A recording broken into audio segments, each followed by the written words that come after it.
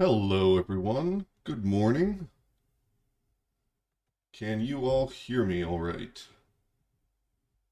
Hold up, I gotta move this.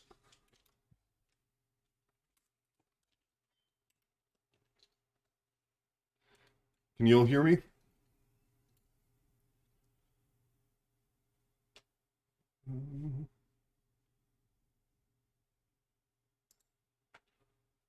You can hear me. Good to hear. How's everyone doing? How's it going, Little Stamp? Ayn Rand, Paul Ryan, Shamu, Yachek, GM, Danger Man, Acid Burner, Tevin, Ozson, Vanity of Eli C. Lee, Kimpy, Humble Gamer, a lot of new faces, Jewel N. Good morning, everyone. Well, it's here. We're ready to go. Volume is low. I can turn it up a little bit.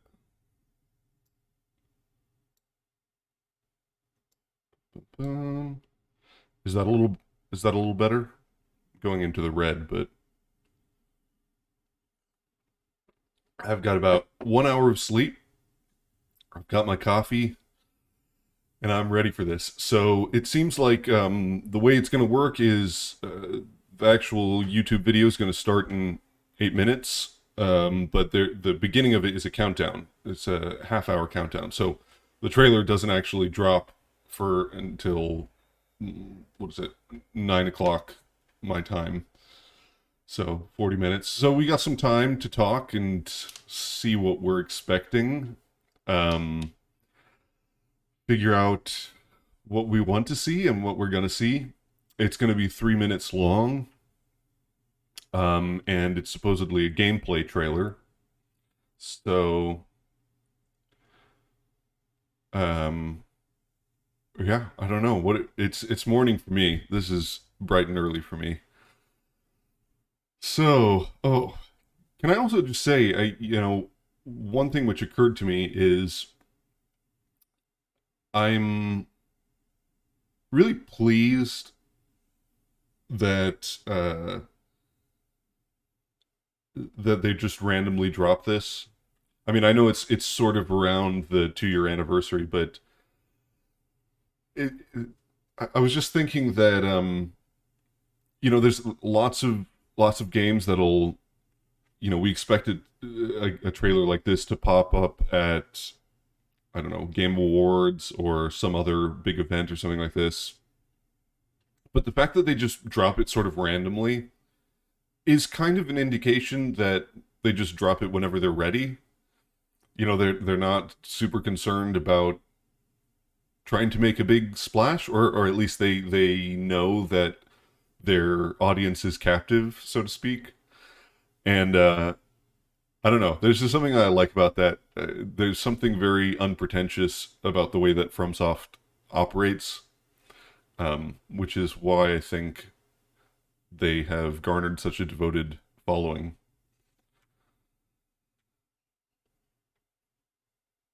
Oh yeah, get your coffee ready. We're basically what we're going to be doing is we're going to talk a little bit because it's been a while since I've streamed. So we're going to talk a little bit first about, I don't know, whatever we want to, maybe what we expect to see in the trailer, what we expect for the DLC, and and then we'll watch the trailer. And I think basically we'll watch it. I'll try not to say much of anything while it's playing, and then we'll sort of go back and look through it and see, break it down a little bit. I'm almost a little bit hesitant to go super in depth on the trailer because I feel like I just want to enjoy it, but I think we'll just go through it once, and I just want to sort of see the trailer, and then I'll pick out some things in it.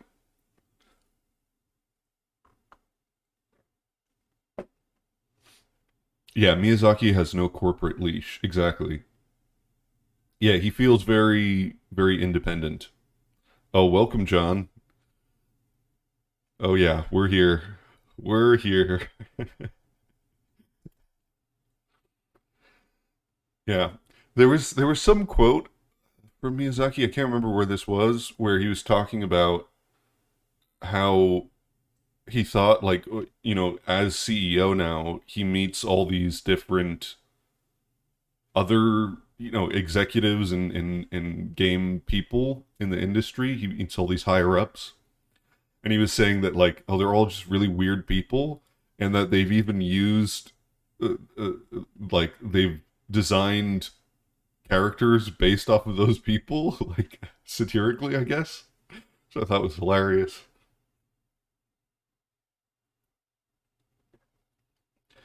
No idea what to expect other than something to do with Mikola.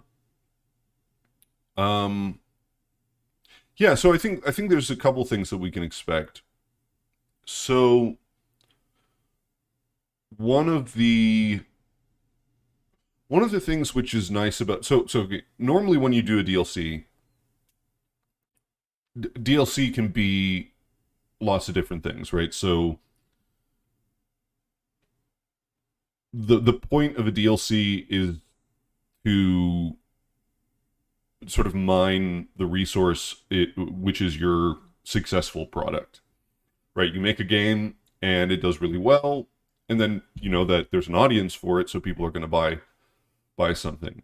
Normally, what that means is, well, you don't want to. Maybe you don't count on the audience staying for the whole development cycle for a sequel. Maybe you do. Um, so you want to do something quicker. You want to do something that's going to release sooner. Basically means, okay, can we do something? Can we turn around something in a matter of months, 6 months or something like this? Um, and oftentimes that's sort of little fun additions. Well, I mean, the famous one is like the horse armor, right? Um, from Oblivion. Um, Sometimes it might be, extra missions or extra little cosmetics or whatever. Usually a DLC is not that in depth.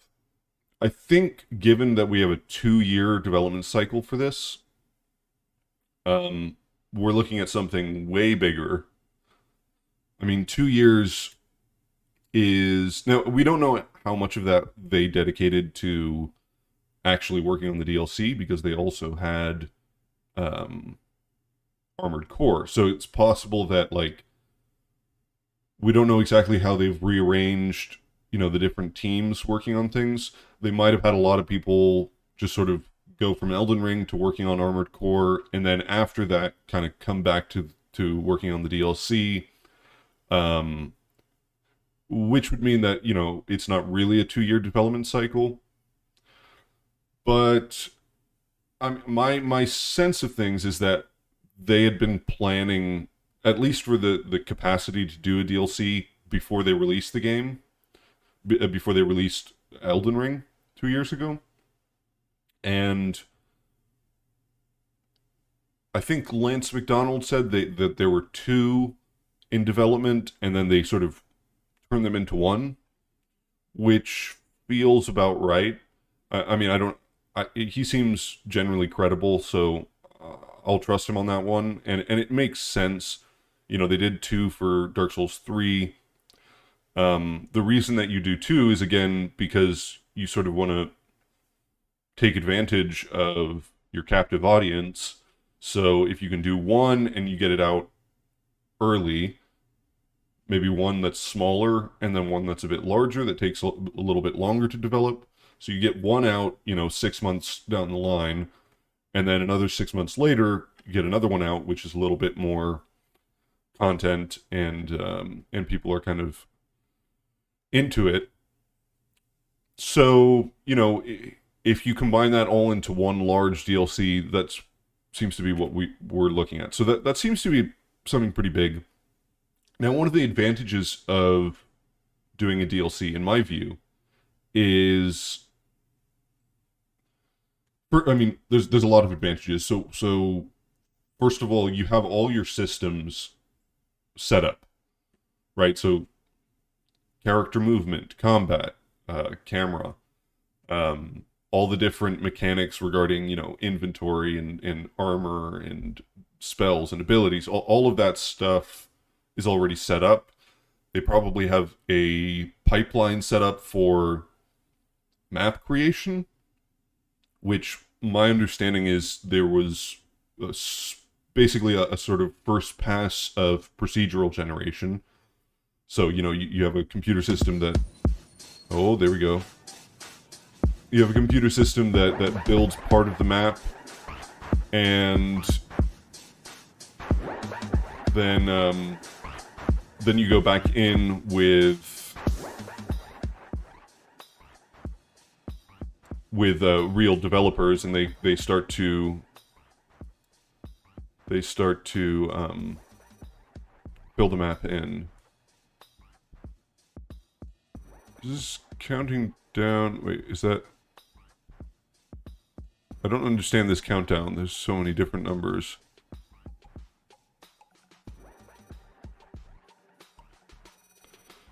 New soundtrack? That's a good question. Hold on. Let's see what's going on here.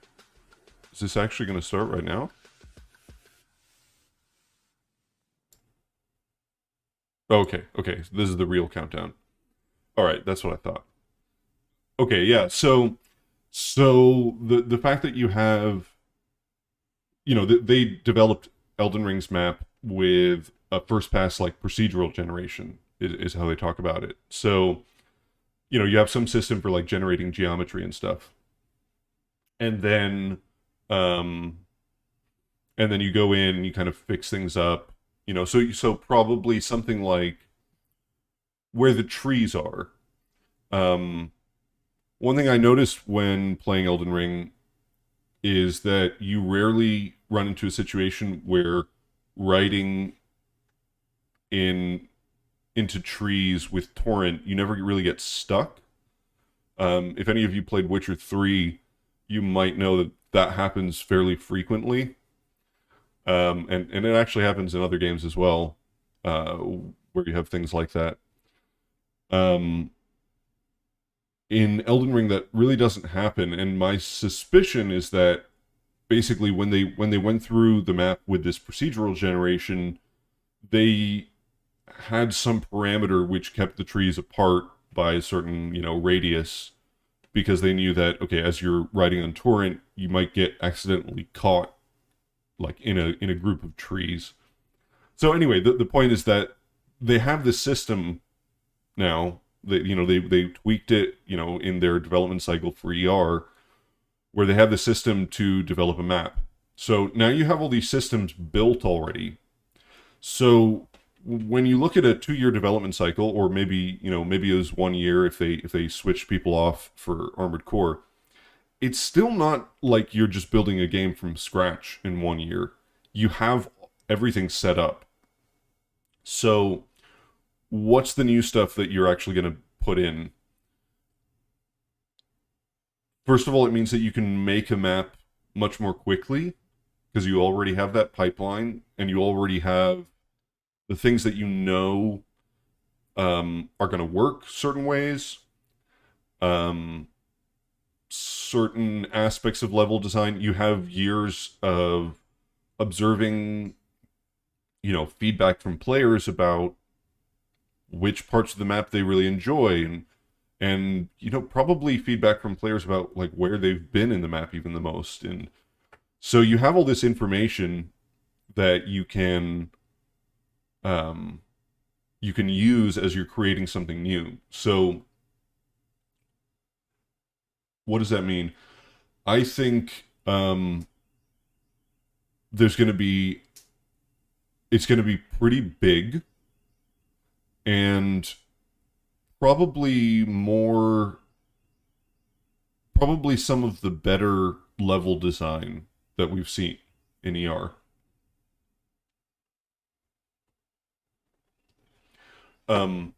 One of the advantages of a DLC is that, especially for the type of DLC that Miyazaki likes to do, is that it can be very isolated. So, Elden Ring had some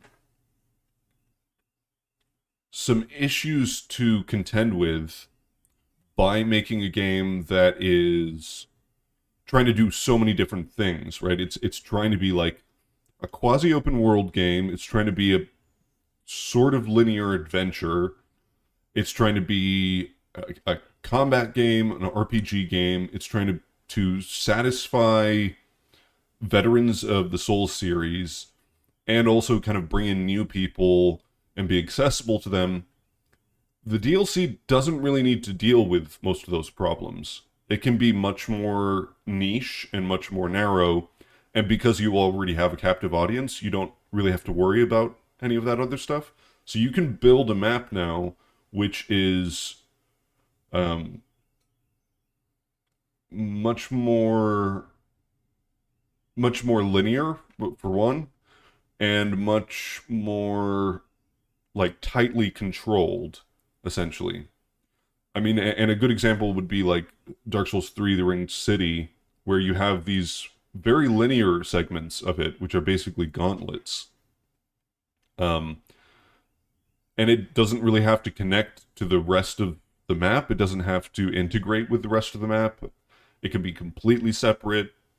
So to me, that's the most exciting thing, actually. This is all kind of I don't know, inside baseball maybe, but I think the fact that they could basically build something that's totally separate from the game means that they can kind of do whatever they want, which is that's where I want Miyazaki to be. I want him to be in the place where he can do whatever he wants, and that's going to be fun. Let me read some comments.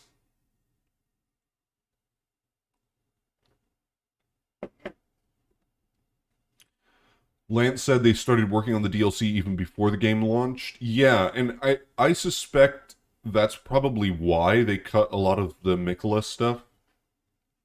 Is because they wanted to save that for DLC.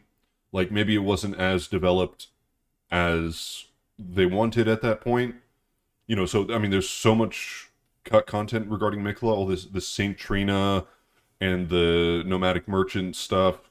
I don't think that that's gonna make an appearance in exactly the same form as the cut content, but they probably got rid of that stuff near to the end of development as they realized, like, okay, we can't deliver on this part of it for the main game, but we can turn that into DLC material. So we'll probably see variations of that cut content.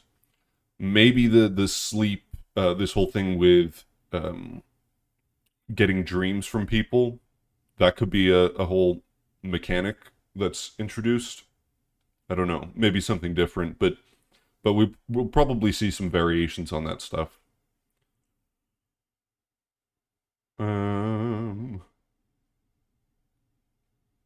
Basically a really big expansion. Yeah, I think yeah, calling it a DLC might give the wrong impression. I mean, the development time alone, I think, makes it seem like it's gonna be pretty big.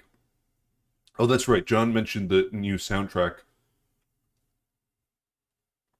So I don't know what the deal is with Yuko Kitamura because she is no longer at FromSoft, but I would guess that she was probably still contracted for the DLC. So I don't know what the deal is there, but at least, yeah, I'm sure we'll get some new tracks. So I'll be listening out for that in the trailer.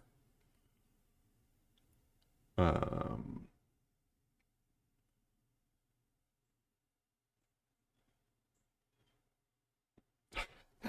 John says the big advantage to having a DLC is that you can listen to player feedback on the base game, figure out what people hated about it, and then double down on it.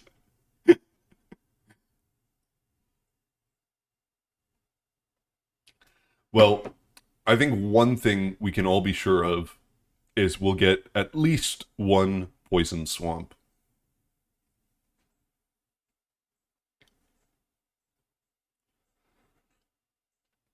VC says, I think this might turn out like the Ringed City, and instead of being about Mikla, it might focus on something totally different. I would be very surprised if it's entirely about Mikla and Godwin. I mean, based on the image, it seems like that is going to be a focus, because it does appear to be Mikla in the image. Although, I know in the Discord, Rube has argued that it is Merica. I don't know how serious he was about that. But I mean, I would definitely be surprised if it did not have anything to do with Mikla or Godwin. But I would also be surprised if that is like the main thrust of the story. With the DLC, what Miyazaki has said in the past, with, for instance, the Dark Souls DLCs, is that it's basically an opportunity to say something about the main theme of the base game from like a different angle, essentially. Which I think like Ring City did that extremely well. And it did it with a whole bunch of characters and locations that were didn't have any correspondence in the base game.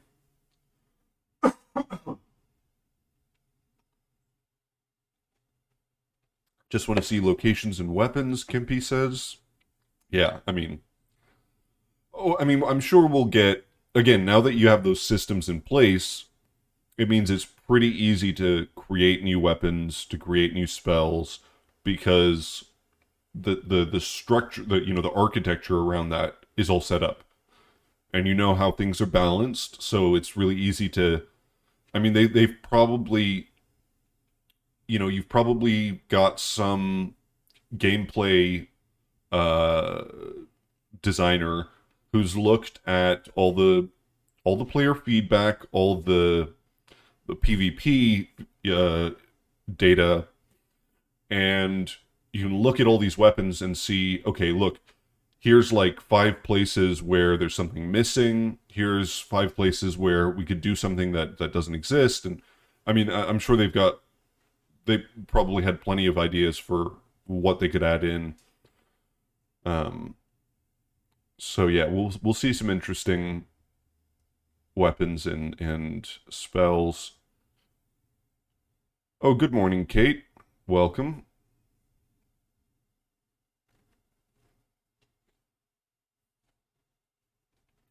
John says it would be so funny if they made Melania's boss room the entrance to the DLC instead of Mogwin Palace, but they won't have the guts to do that.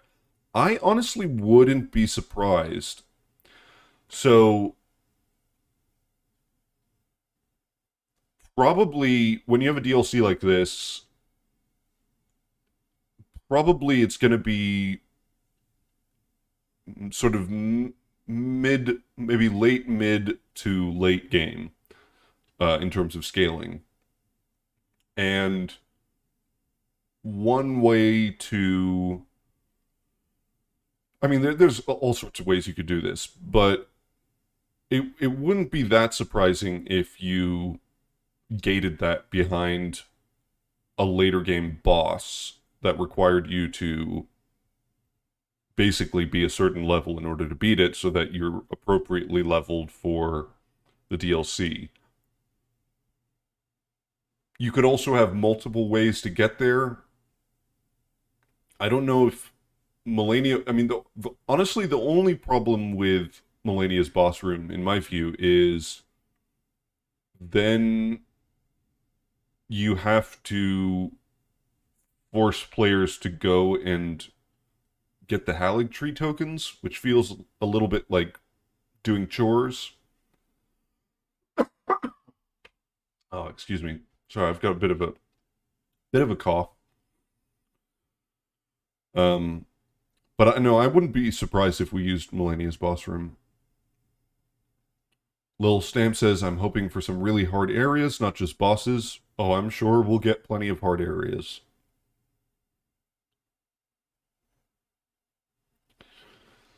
J.A. Santana asks, will the DLC be in an alternate reality slash timeline of the lands between, or just another map location, given how prior games' DLC maps slash locations were not part of the base games?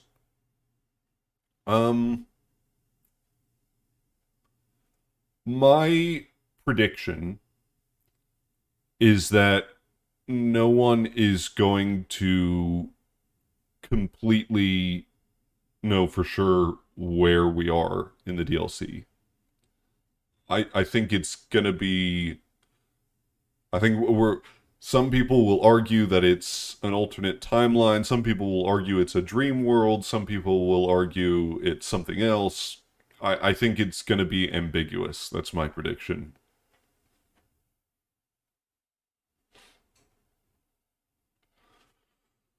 Oh, Lil Stamp says, I would hope we get at least one more Legacy dungeon. So, with the size of a DLC like this, if it is as big as I'm thinking, it would only make sense, given the type of game that ER is, that we have a mix of linear versus non-linear playable areas.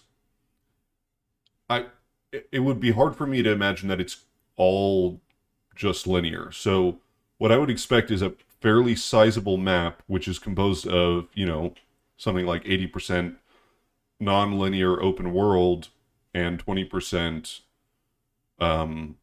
more linear kind of dungeon type stuff. Whether it's legacy dungeon or a combination of minor dungeons or whatever, could be more than that, but I would expect that we'll get a fairly sizable open world area in addition to dungeons.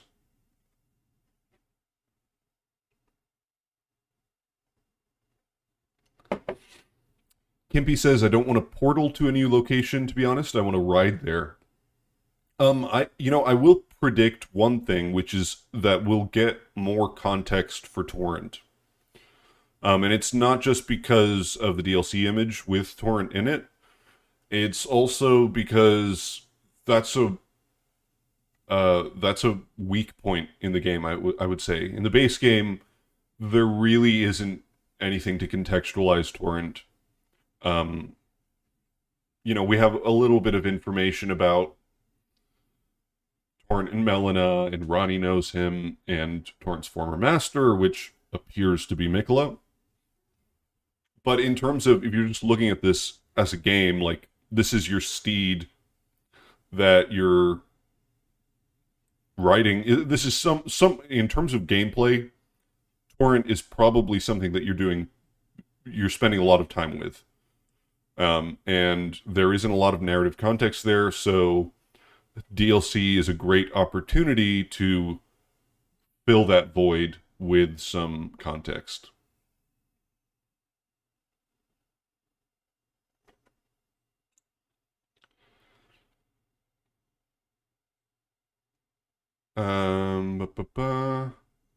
Kate asks, I don't know, is there much more we need to learn about Mikola?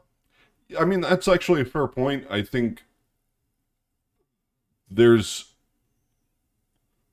are some things about Mikola that I think would. I don't know how much I want to get into this right now, but I mean, to me, the game is about America, the base game. It even to a degree that, like, Miyazaki's other games are not as much about their main leader. Like, I wouldn't say that Dark Souls is about Gwyn exactly, although it is about him, but it's about other things. Or Sekiro is about Ishin. It doesn't quite fit. But I think Elden Ring is really about Marika, and I mean, partly it's that you have all these different aspects of Marika that kind of inform you about her. In the same way that, like,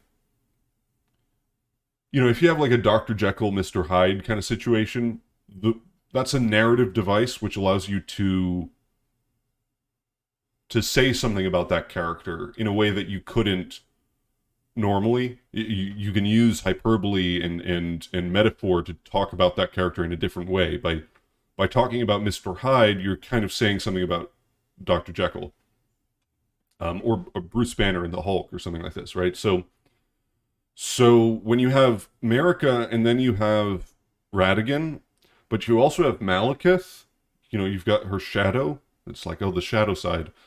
Um, you also have Melina, who I would say is kind of a part or an offshoot of America, and you have Mikola and Melania, who are literally, I mean, clones in a sense of America. They're born from one person. They're born from her alone, essentially, from her and Radigan as one person. Um, and you have this whole theme of identity and sort of fractured identity. So to me, the base game is really about America, and it's about her sort of her vision and her rule. Mikola is a really good portal to say other things about her, but I don't know that you really need. I mean, whatever, you can make a story about anything, but I don't know that you need to add much more about Mikola on its own. I think in the base game there are some questions about Mikola, but not to a much greater degree than there are questions about anything else. So Mike Alpha says, "Can we be sure that this is real and not an elaborate troll?" That would be very cruel of Bandai Namco, and I doubt it. Sam Stroud Watts says, "For the amount of development time and the resources dedicated, I'd expect this to be at least half, if not three-quarters, the size of the base game." Um, Hard to make a prediction exactly about how big it will be, because you can spend a lot of time on level design, or you can spend a lot of time on combat encounters, or you can spend a lot of time on like setting up boss fights, or you can spend a lot of time on introducing new mechanics. So it depends on how you prioritize things, because that's all going to eat into different amounts of time in the development cycle. So, if there's a bunch of new mechanics, then I would expect the overall size of the map to be smaller. Um, if they went in the direction of like designing much more linear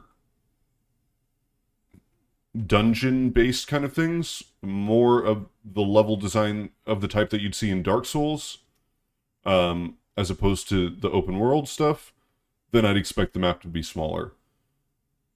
My suspicion would be that you're probably going to get a mix of everything.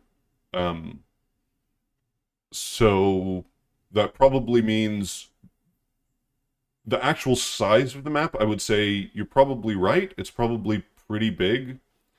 Half the size of the base game, maybe more than that. The amount of map which is high density in terms of experiences may be much smaller, but honestly, it just depends on how they prioritize their development.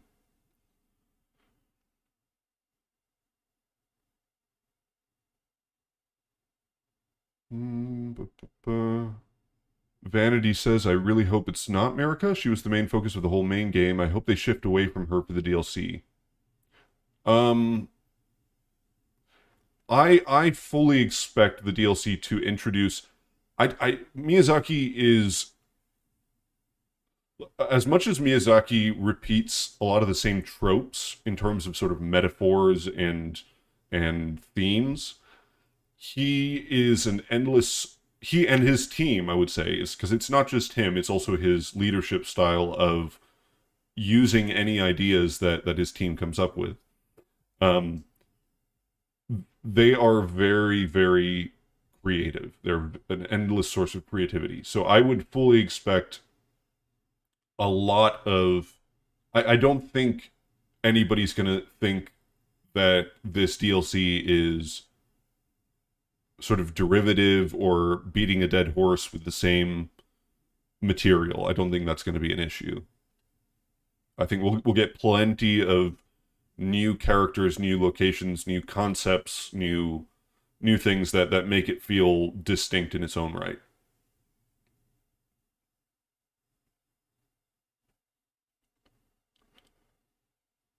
Um, Mike Alpha says, any bets on whether Mikola will turn out evil? I don't think anyone in any Miyazaki game is ever um is ever 100% evil full stop. Generally, part of his ambiguous style of storytelling is to present things in such a way that you're never fully sure.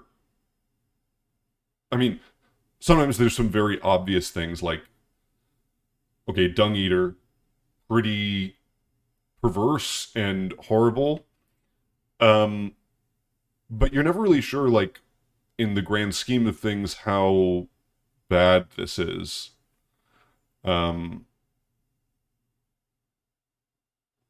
I think that he likes to play with ambiguity. I mean, that's the whole style of storytelling. And so, if you make it really clear that a character is evil, then that sort of frames the rest of the story in a certain way.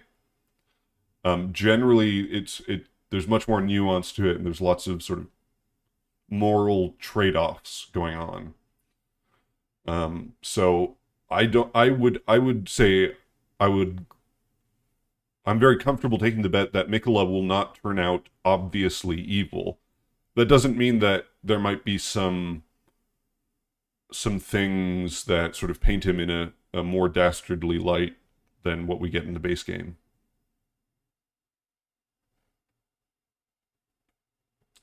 Maz says, this is why DLCs end up the best in art and lore. All the foundations are there so they can focus on those things so much better. Yep, that's a perfect way of putting it.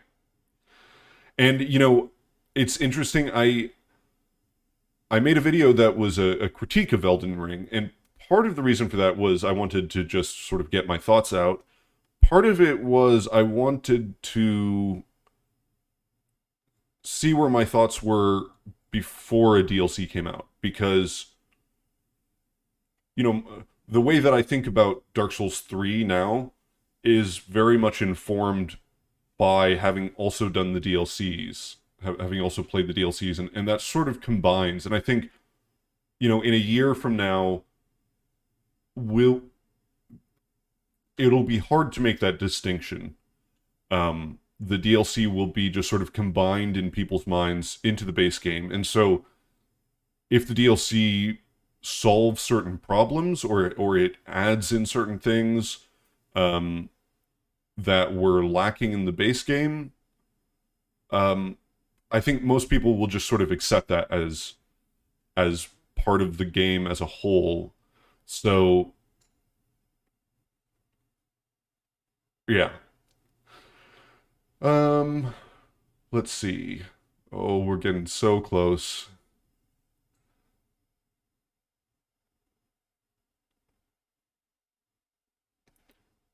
Scarlet Edge says, I, for one, don't expect anything. This way I will not be disappointed by my headcanon. In Miyazaki, I trust. He wants to do interesting things, and it will surely be interesting. That's a very nice perspective. I think I agree.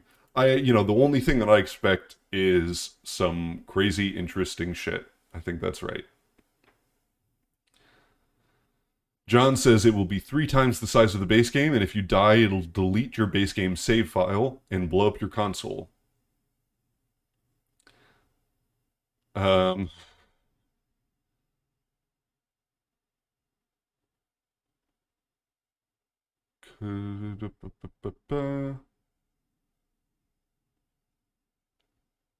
welcome, Sorel. Nice to see you again. The more interesting question here is whether the DLC will offer an alternate ending or not.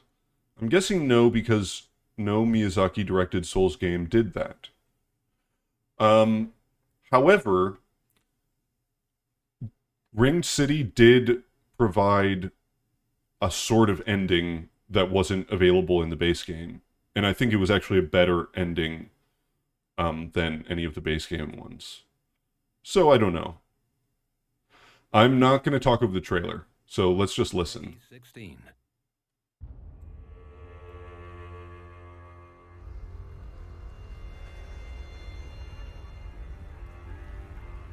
Pure and radiant, he wields love to shrive clean the hearts of men.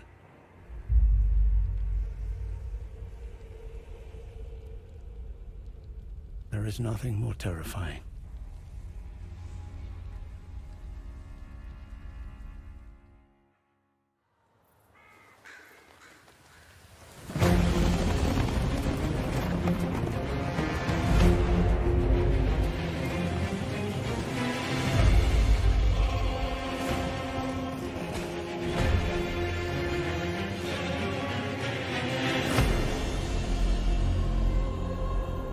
In that forsaken place, blood must spill. Blood of your fellows. They are too faithful.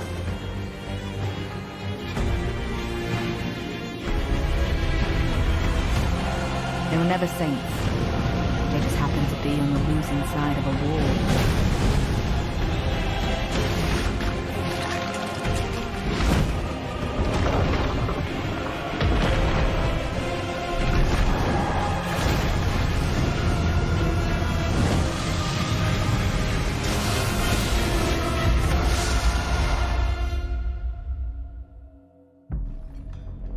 Mother, wouldst thou truly lordship sanction in one so bereft of light?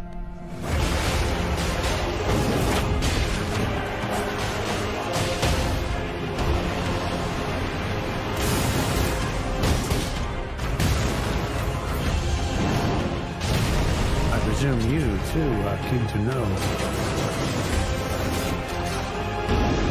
just what kind Mikula is doing here.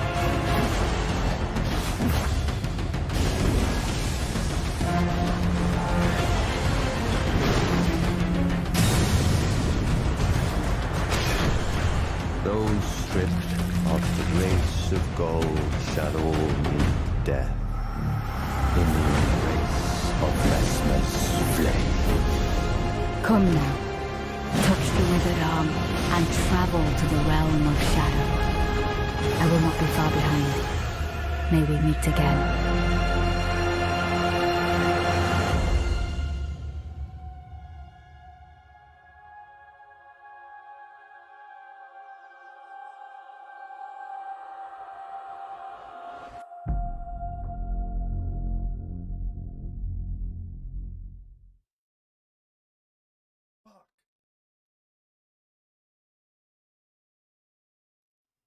Damn, this looks so good. Ah! Oh, man.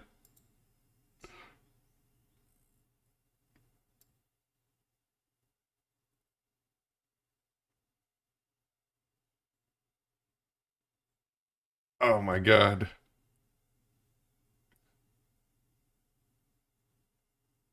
Stripped of the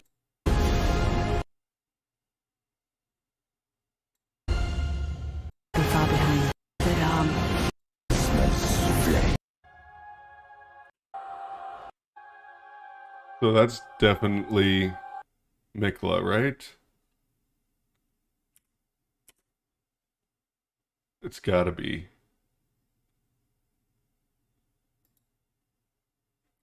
Okay, first thing. Oh, I mean, okay, first thing is just that, God, that it's so FromSoft, it's so Miyazaki, just the weird shit that's going on. I love, whatever, someone needs to study this man's brain. I need to know what's going on there. Um, okay, first thing.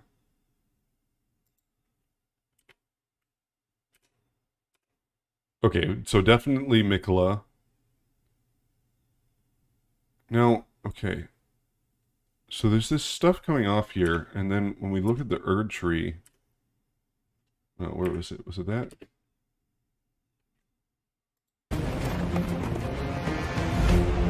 Where was the...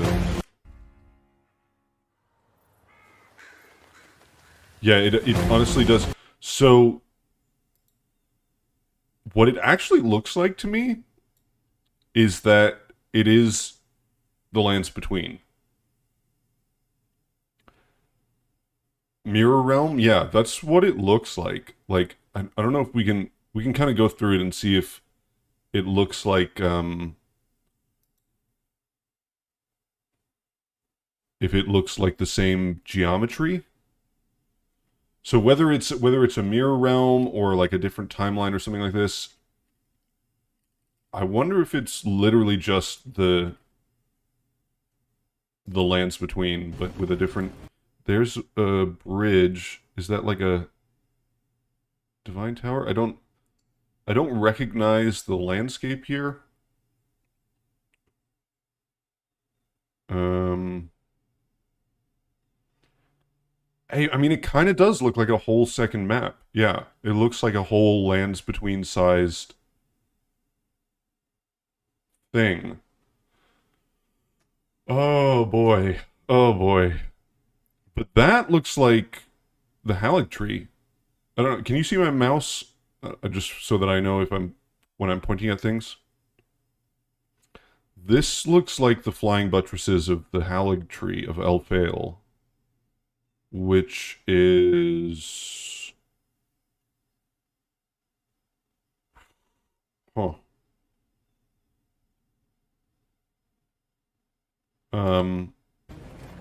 Where was that big shot of the Erd tree?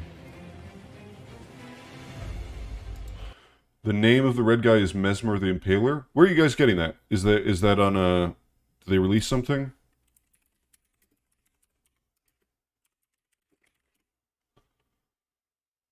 Ba-ba-ba.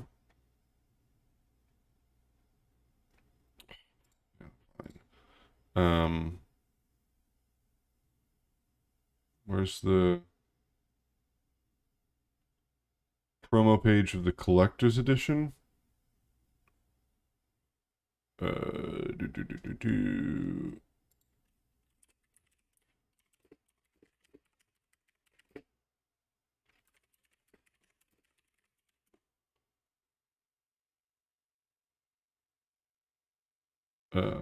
Where do I find this? Collector's edition. Special edition you can buy with a statue including his name. Okay, I'll look at that later. But you say his name is Mesmer the Impaler. Okay. Okay, interesting. This is what I wanted to look at. Hold on. Damn. What the heck? So to me, this is going to be really weird, but I feel like this looks like America's bedchamber.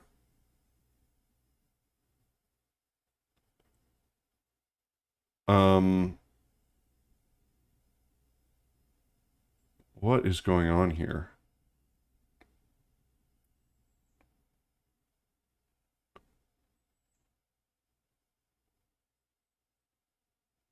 So that's definitely an Erd tree related thing with the sort of twisty thing around it. That's like we saw in the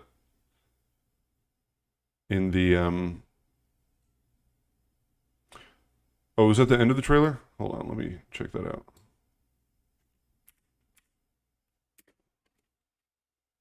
I will not be far behind. May we Oh, by the way, we got the Crucible wings. That's pretty epic.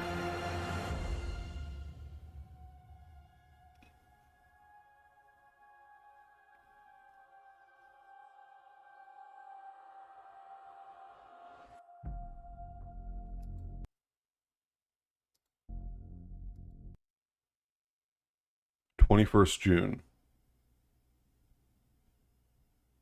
That's too far away. Oh boy. Okay. Okay. Oh man. Okay. Um, Mesmer the Impaler. We've got a that looks like a variation of the tree spear. It's got a little bit of that caduceus design at the top. Interesting. This shot though, man, what is this? This is so weird looking. Let's go back.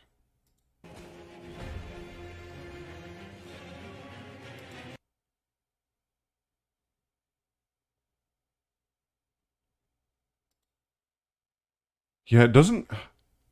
Okay, so these sort of big sheets coming out from the sky, I think possibly that could be an allusion to the Miquela's egg.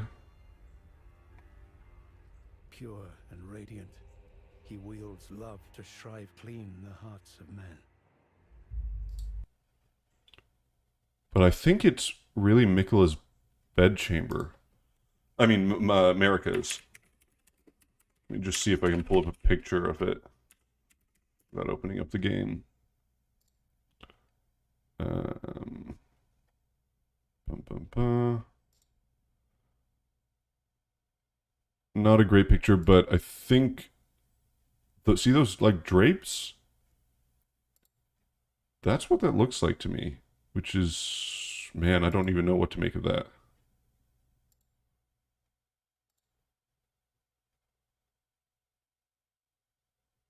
Is the entire DLC inside America? I don't know what's going on here. But it really does look like a whole new map, a whole new Lands Between sized map. I don't want Arabic, what the heck? Okay. I want to listen to some of this dialogue again. Peggy 16.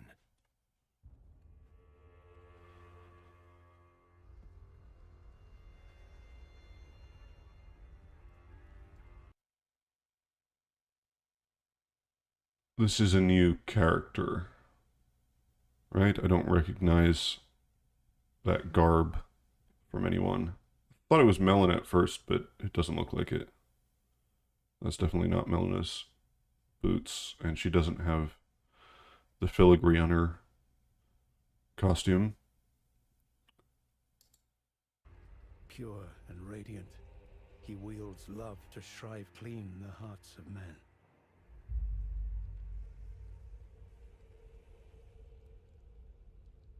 There is nothing more terrifying. He wields love. I wonder if that's referring to Miquela, because the one sort of question about Miquela in the base game is that line in the Bewitching branch that says that he well knows how to compel such affection. It's a little bit... That's the one thing about Miquela that seems a little bit sketch, is that he has this ability to sort of bewitch people into... I mean, in some cases, some of the Haligtree soldiers are like literally suicide bombers, you know?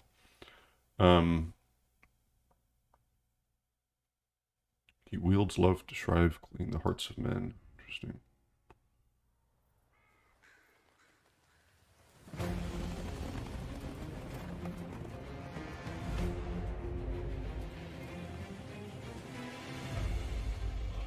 You don't think that's a trick edit? Yeah, I think so. Damn. I mean, am I right here? What else could that be? That really looks like the drapes in Marika's bedchamber, and I don't know what that means.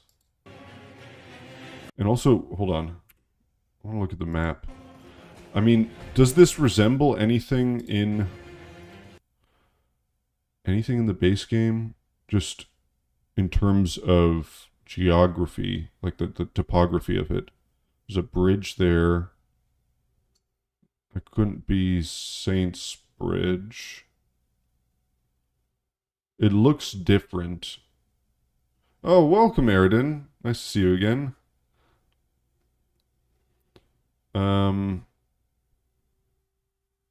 Martin says, I doubt that the red guy is Mikola. Just look at the design. There's something not right. The problem is we have this weird stuff going on with identity in Elden Ring, where Radigan is Marika, but Radigan isn't equivalent to Marika. And Malekith is presumably, you know, he's Marika's shadow. Presumably he is like Blythe to Ranni. He is tailored for Marika.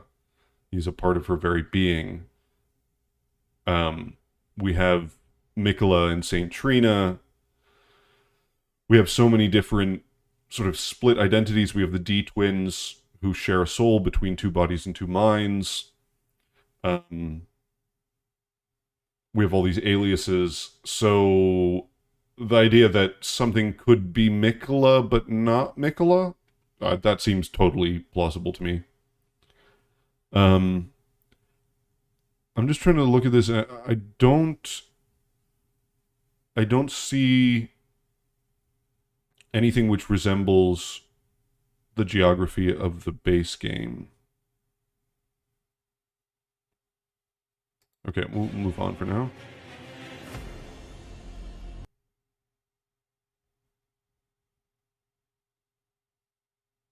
I have completed circle, or partly completed circle with a cross through it.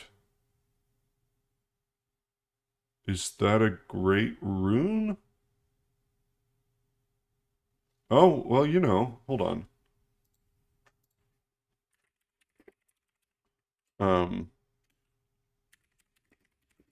Oh, I can just pull it up. Hold on. Image. Let me find icons, I guess. Is it items? Oh, there's so many items. Where are the runes? Actually, wait, there's the whole concept art. Bum, bum, bum. Where are you? So, kind of looks like the Great Rune of the Unborn. Reminds you of Clean Rot Knight weapons? Yeah, there is that crescent, right?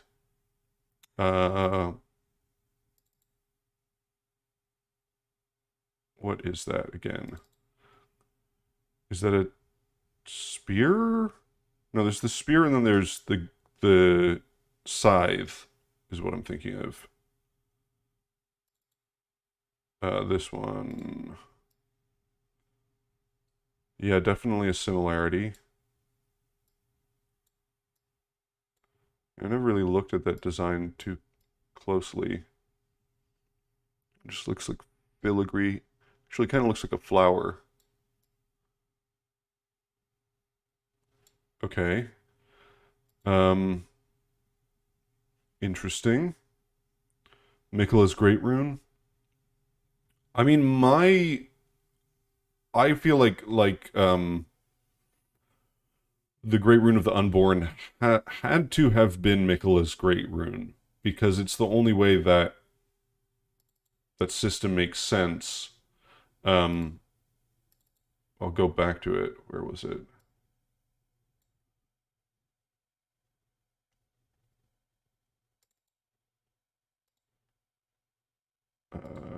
Oops, that's super big.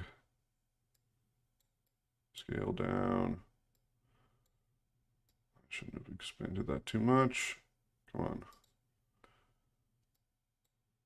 Bruh. Get back here.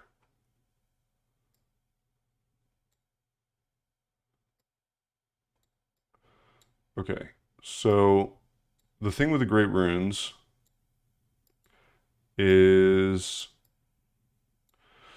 you have Godric's is in the middle, and that I think implies that that was Godwyn's, was Godfrey's. It's that the golden lineage middle rune. Then you have Morgott and Moog, who are above that in the middle, and they fit into each other. So you see how Morgott's, his sort of gets a little bit thin in the line. It gets a little bit thin there, and that's where Moog's is. And so they like fit naturally on top of one another because they're twins. And then you have Radahn's and Rykard's, and you can see that they fit into the same place, right, based on the line, right? So they're on the right side of the Elden Ring. They fit into the same place because they're brothers. And then you have Melania's and Mikla's. And so that's what makes the most sense there. They fit onto one another. Now, the Grey Root of the Unborn is smaller. And it's also, it's gold and it kind of looks like there's a needle poking into something. So it fits really well with Mikla. Ranni's, if she had a Great Rune, would naturally fit onto Rykard and Radahn because they're siblings. So I don't know. This just makes so much more sense as Mikla's rune, and also the Rune of the Unborn. Mikla has this thing with aging and being a kid, so I feel like that has to be Mikla's rune. So whatever this is, it's like an incomplete version of the rune, but then there's also this horizontal line, which I don't know. I don't know what that is. Okay, let's go on. Some new armor and weapons. Looks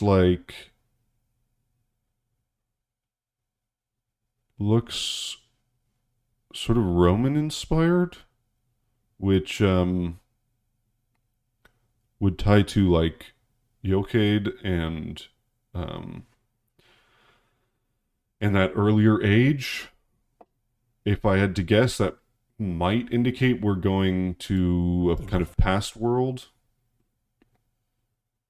Okay, in that Forsaken Place, blood must spill. Blood must spill. Hold on. In that Forsaken Place. What is going on there? There's a giant screw. Oh, there's a couple. Okay, that's pretty weird. Blood must spill.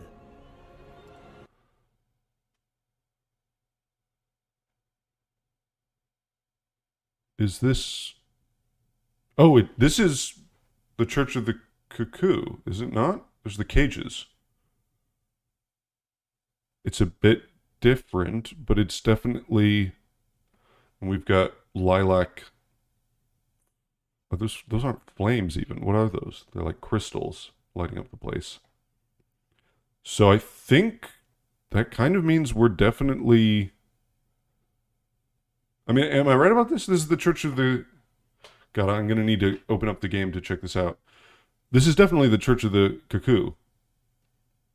So that's pretty much confirmation that we're going to like a alternate version of the world, which probably means that we're getting something the size of the base game. This is essentially the Elden Ring sequel. Right? I mean, what else could this...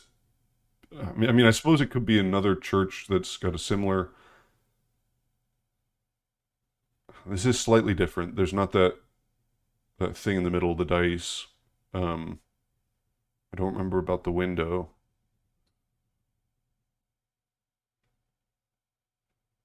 Okay. Look on the left. It's the door into the rest of Raya Lucaria from the Church of the Cuckoo.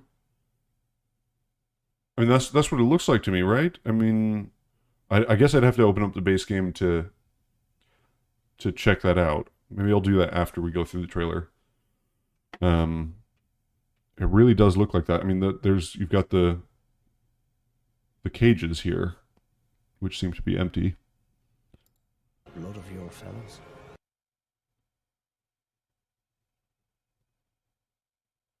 It's interesting. That's sort of like the lotus designs of like Buddha and in Hindu mythology, which are often also snakes, which could be very relevant.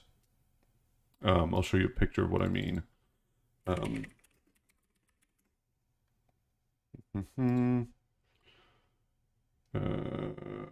I don't know what to look up to find this.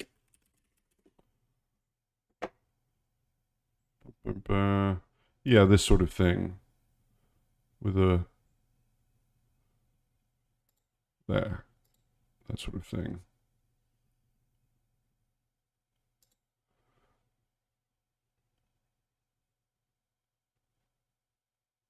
So, that seems to be the inspiration.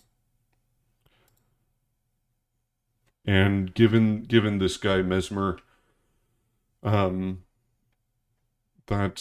could be a connection. This snake thing.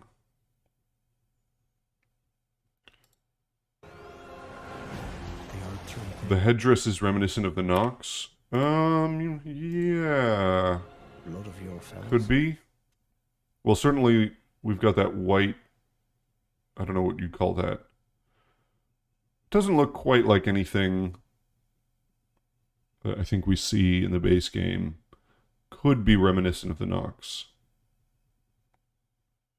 The chair actually kind of looks a bit reminiscent.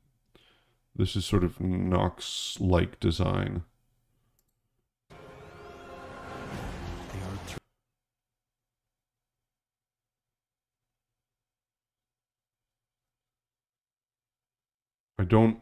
I can't think of a corresponding place in the base game for this. I bet this is a poison swamp, and I bet it's really annoying. Golden flowers. There's probably a boss right there, because there's a bunch of items. That seems like a trap. Who's this old guy? Is that Morgott?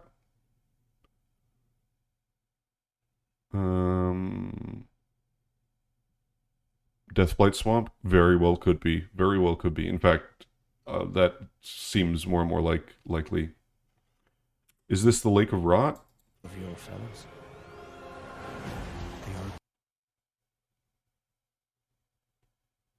Oh. Oh, maybe. Could that be the Lake of Rot? It's kind of hard to... Like, yeah, if you changed a lot of things, maybe. I couldn't really say. Multiverse confirmed? Yeah, totally. By the way, yeah, exactly. Multiverse confirmed. Pots. Okay.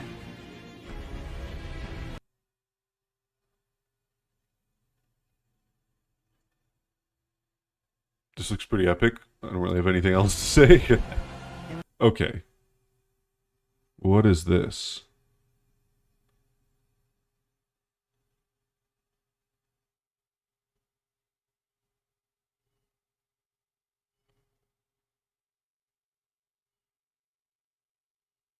Is this Storm Veil?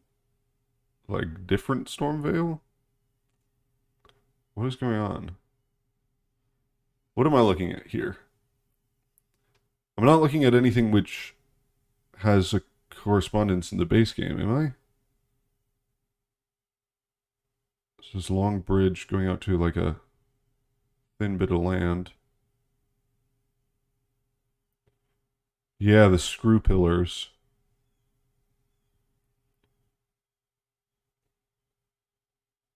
Elphael? It doesn't look like Elphael. I can't really tell what that thing is up at the top. Like, You'll never think. okay, maybe we'll go back to that. Thorn imagery, again, Caduceus designs. They just happen to be on the losing side of a war.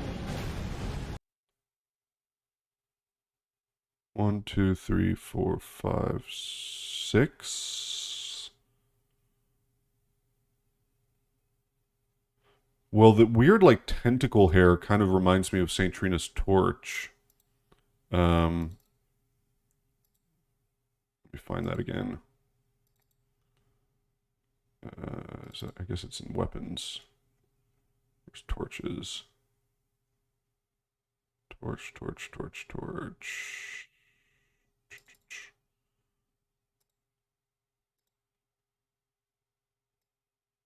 Oh.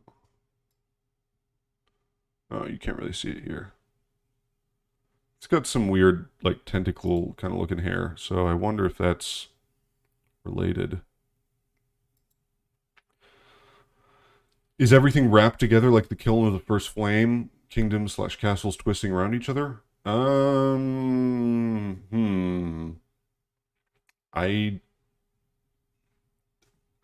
Let's say, look, we know for sure there's time shenanigans in Elden Ring. We know that for sure. Right? Farum Azula is outside of time. You can go backwards in time. So we know there's weird time shenanigans going on. We also know there are things which appear to be in a different plane of reality. We have Everjails. We have the Elden Beast Arena. We have Renala's second phase arena. We have Roundtable Hold, which is explicitly said to be outside of this world. So, like, take your pick for where, you know, what you think this world is, whether it's a shadow realm or a mirror realm or an alternate timeline or something in the past or whatever, but it definitely looks like it's a place that is connected to the Lands Between, without being the Lands Between.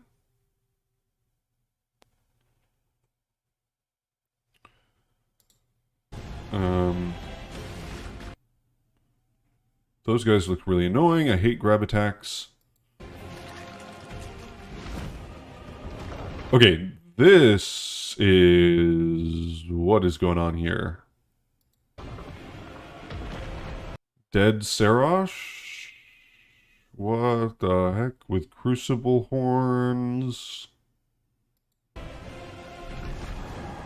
This is like zombie Godfrey? Zomfrey? Zombie Lou? He's got a bunch of hands. So it's like a grafting kind of thing looking.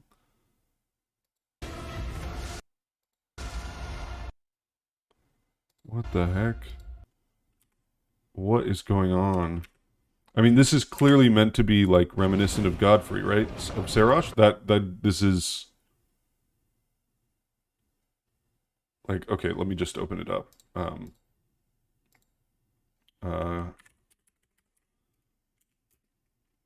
Free cutscene.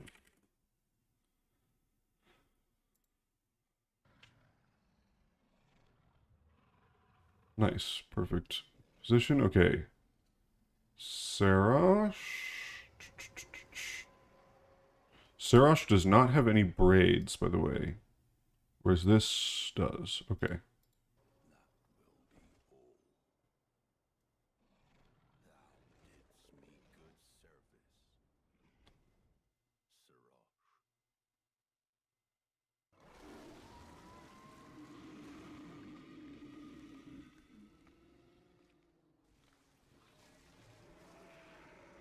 I mean, I never really figured out what was going on in this cutscene, because when you look at their hands, as we'll see in a second.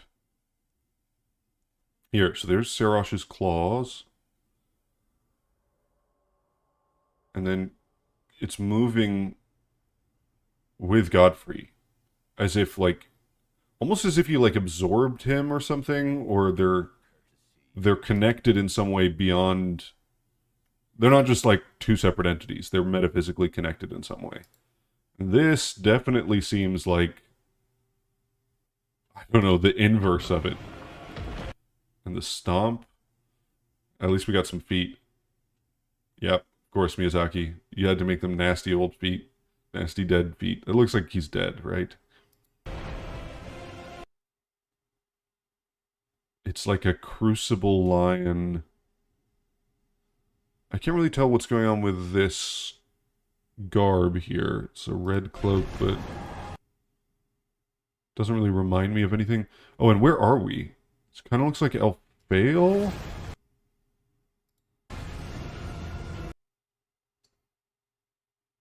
Omen feet? Yeah, there's definitely an Omen vibe. There's a bunch of limbs.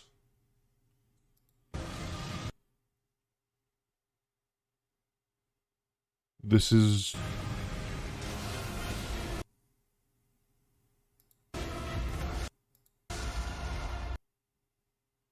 This is very weird. God, this is so weird. More screw pillars. You know those trees in the background? Oh yeah, there's the screw pillars. And it looks like the things, those giant swoopy things that I say look like America's bedchamber, sort of tied into a knot. I'm going to say this is starting to look like my theory about the two worlds being combined is looking pretty good. Looking pretty good. What, you know, if you look at that symbol, two things being knotted into one. Yep. Wait, is this Faramazula? No. No, this is just a different version. This is not anything exactly in the base game. I was going to say, though, these tree branches kind of look like the Deracine, the worm faces.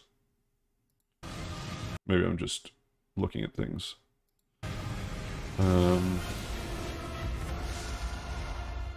Okay.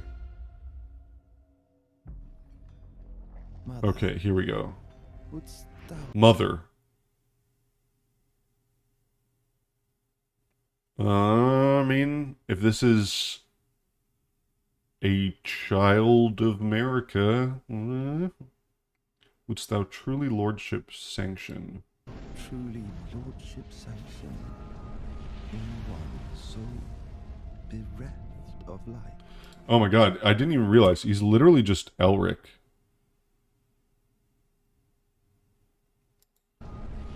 Elric of Melniboné. He's got the dragon helm. He's got snake eyes. Bereft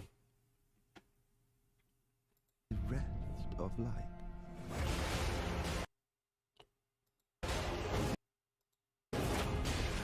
Okay, new weapon there. Got a candelabra kind of weapon. Of light. What is this? Yeah, he's got definitely Godskin vibes. He's given me Godskin for sure. Okay. He's got... Is the snake part of him? Is that his, like, his tail? That feels like... That makes sense. Reminiscent of the drakeskin armor, but slightly different. Damn, he looks pretty fucking cool. And I can't really tell what's going on with this spear thing, this sword spear. So The fire, you'll notice, is similar to the giant's flame. Although it starts out looking kind of like blood flamey. truly lordship Darkness first and then fire. wouldst thou truly lordship sanction in one so Wait, does that mean we need to beat the game before getting access to this? Because he's talking like he doesn't see why the Tarnished has been made Lord. Honestly, I don't know. The way it's looking to me now, and I don't want to get anyone's hopes up or anything like this kind of just looks like a sequel to Elden Ring.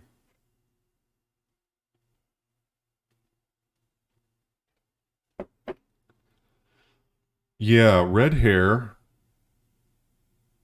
This is... I wonder if this is the male aspect of Mikola. DLC is $40. Damn. bereft of light.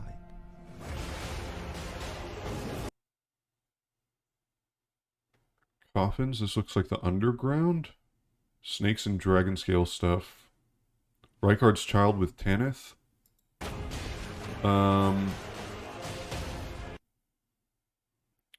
These enemies seem possibly annoying. Where's this? Mikola is a male, though? Well, is he, though? It's debatable. Mikola is prepubescent, right? And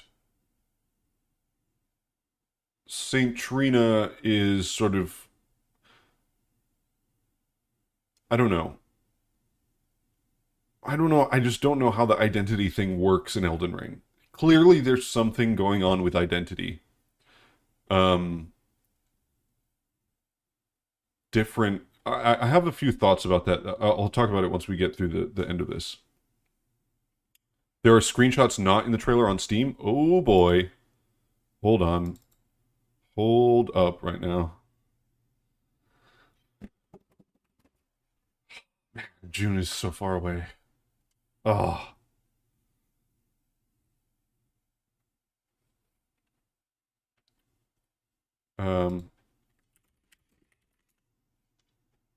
Oops. Ring. Shadow of the Erd Tree. Premium bundle?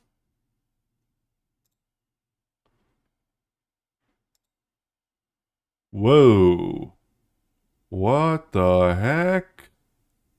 Oh wait, do I have this? You guys aren't seeing what I'm looking at. Hold on. Display capture. There we go.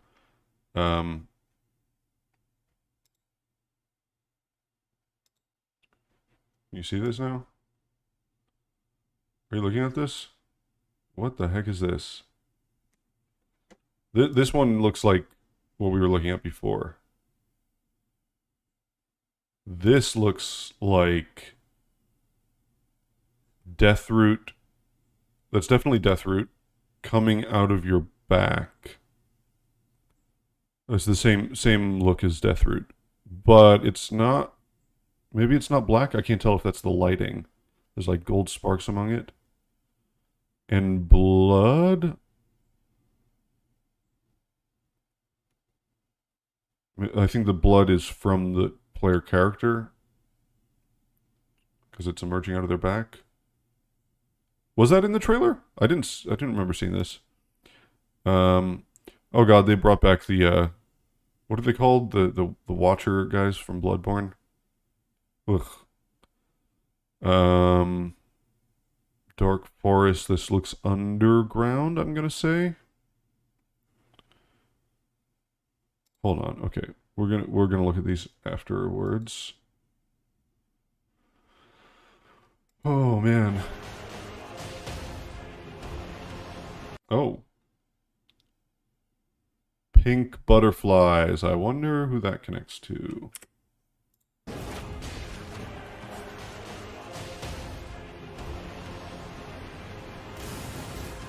Whoa, where was that?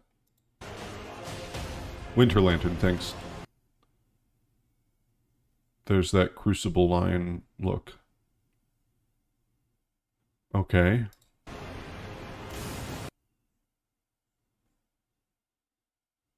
This looks like a person almost. 2 legs, 2 arms.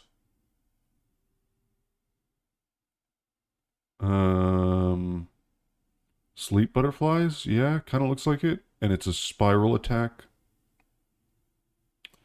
Almost looks like Farum Azula in the background. I wonder if I'm right about that. Yeah, I haven't even thought about the music. Hold on. That looks pretty epic. New moves, new set.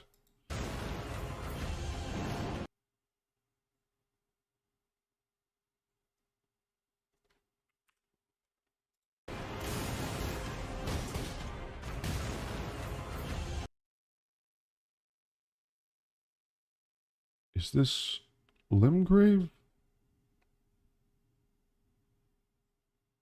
Oh, my Steam window. Thanks for reminding me. I gotta take that out. Sorry. I was just looking at some of the locations here, so...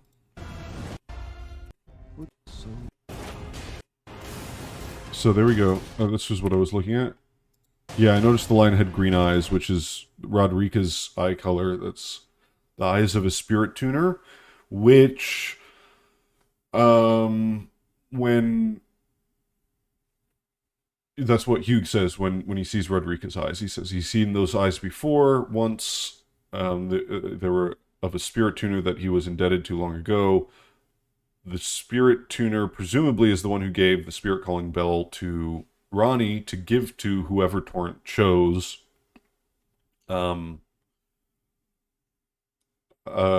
Which now it seems like that was probably Mikola. Is this guy Mikola? Is this lion?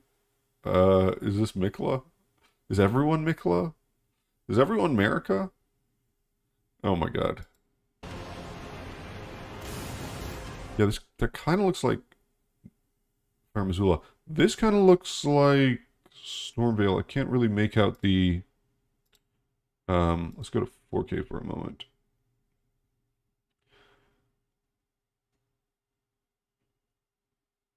I can't really make out the sigils on either the knights or the... Oh, Twin Blade. Is that a Twin Blade? Interesting. Twin Blade Knights. That's pretty cool. It looks like there's some kind of... It's a line, a circle. I can't make out what it is.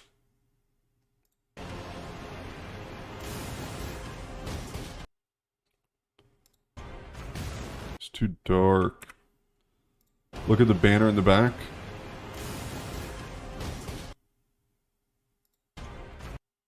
Yeah, it's hard to resolve into a clear image. Hold on. No, go back. What the heck? Go back.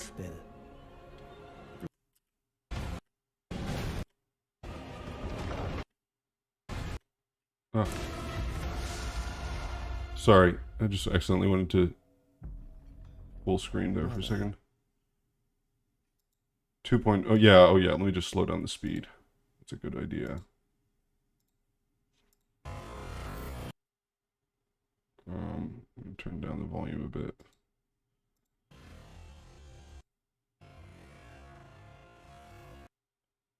Oh. Okay, we went too far. I do want to look at that. You can see it on the pre-order items. Okay, hold on. We'll look at that. I just want to take a look at this part.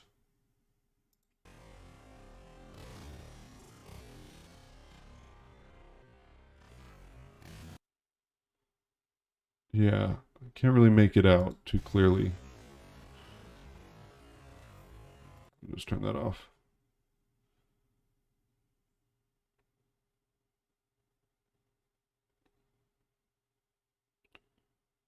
Okay, we got some fire pots. That armor looks pretty dope. And a new crossbow, nice.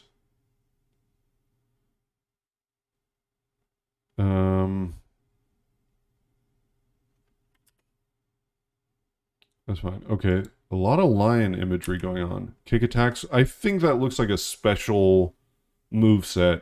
Could be an Ash of War, but could be just a special weapon. Yeah, Crucible Lions. That's like a... Whoa. Oh, whoa. That's not a lion. That's a bear. With Crucible horns. And this looks like one of the dragon incantation type things where you like your head transforms. That's definitely a bear. There's a like crucible imagery kind of line. It's kind of like a rune bear, kind of like a red wolf. With crucible horns. Okay. And you know, in the data of the game, the red wolves are actually called rune wolves. Same word as like the rune bears.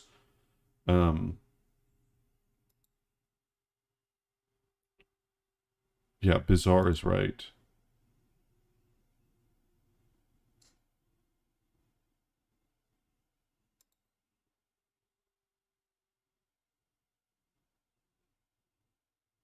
Is this a boss? Or is this... it's giving me Sekiro vibes here. Or is this like a PvP thing? Can't really tell if that's... Looks like a player character model, but could be a boss. Oh, we got some epic new weapons. That looks great. Wait, what? Oh. That's a...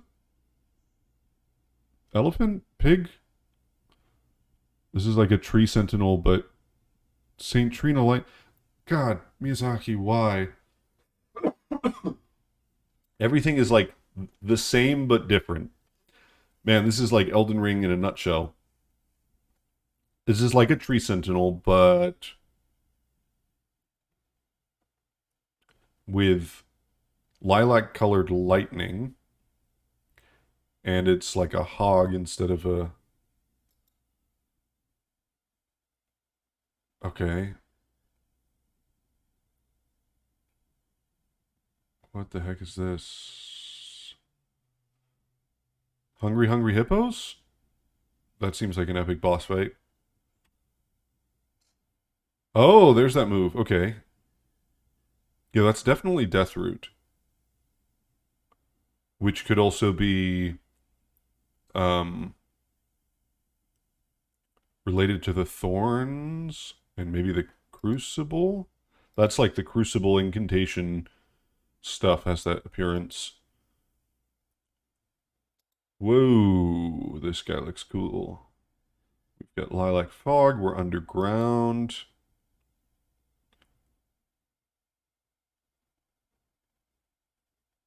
Boomerang Skelly.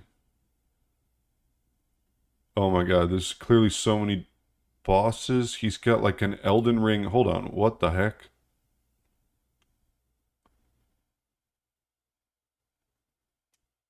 What is going on here?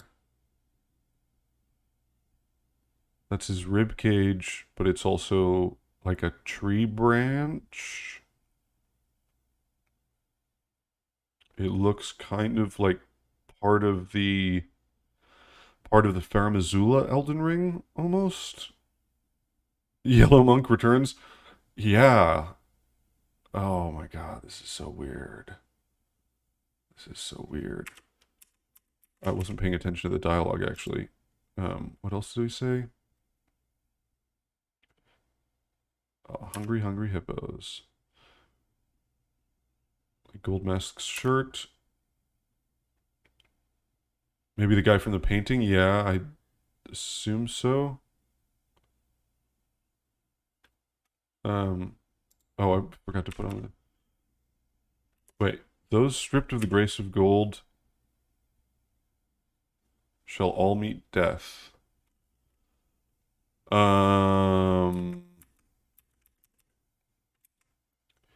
Yeah. Well, that is what the plan was. The Tarnished would go outside the lands between in order to die and then return. Okay, what do we have? Mother, wouldst thou truly lordship sanction? Someone so bereft of light. It's a good question.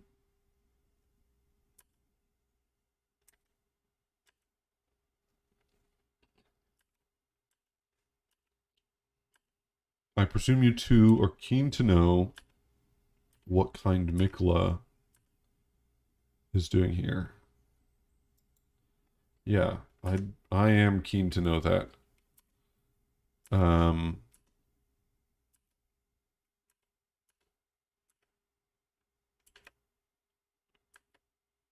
Those stripped of the grace of gold shall all meet death.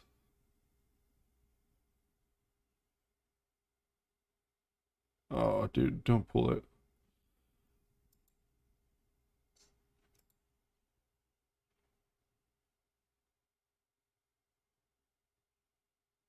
Oh, does the snake have little... Has little wings on it as well.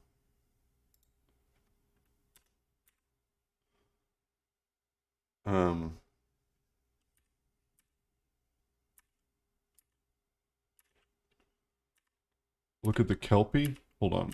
Let me just look at this. I mean, there's the wings on his armor, but if you look at the snake itself, it's got little... Like, what is that exactly? By the way, this attack looks really fucking annoying. Yeah, it's got little, like, wings on it. Okay, snakes are imperfect dragons. We learned that from Dark Souls. Yeah,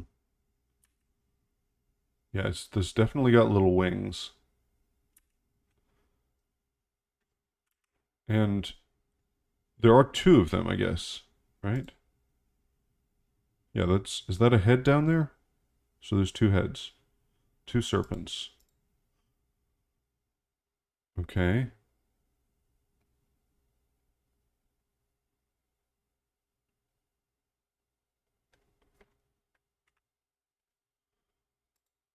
Oh boy, that attack new shield, that's cool. And a twin blade.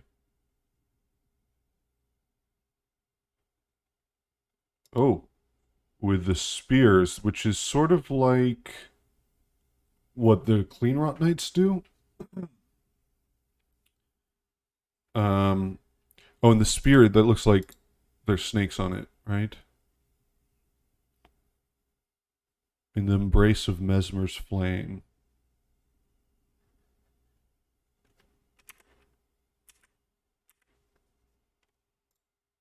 Oh, is this a continuation? Those stripped of the grace of gold shall all meet death in the embrace of Mesmer's flame? I see. So specifically, Mesmer kills those who are stripped of the grace of gold.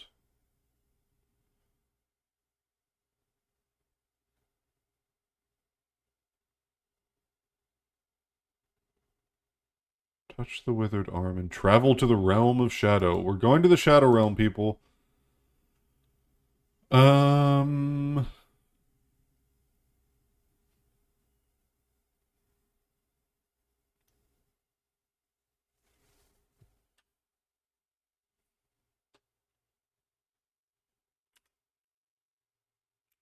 That's definitely Crucible wings. Do they look the same? It looks the same as the Crucible Knight uses, right?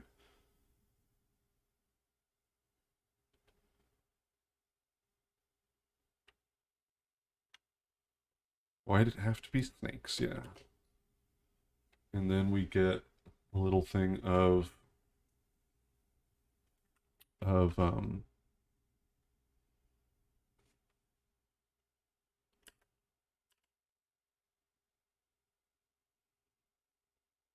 Mikla. The withered arm is Mikla's arm in Mogwin Palace? Yes, I would assume so. That seems likely.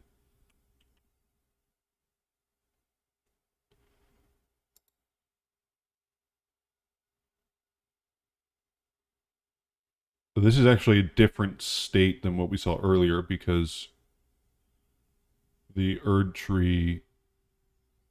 That's super interesting, actually. That looks like... So what we had earlier was like the golden Erd Tree. Well, we had the black Erd Tree coming out of it, right? And then there was like golden tendrils at the top. And then this is like a silver version.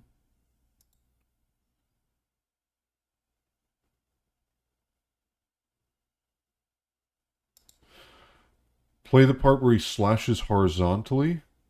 Okay, hold on. I'll go back. Okay. Where was that? Where he slashes horizontally? I don't remember where that was exactly. Here?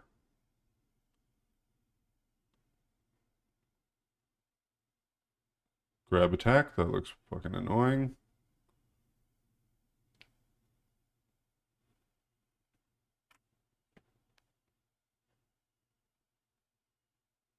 It has that look of like lava and almost blood flame, but I would say more lava, Rykard, sort of Gelmir Hex type stuff.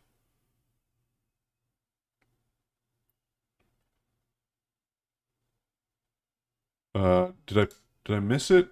I don't know exactly which one you were talking about.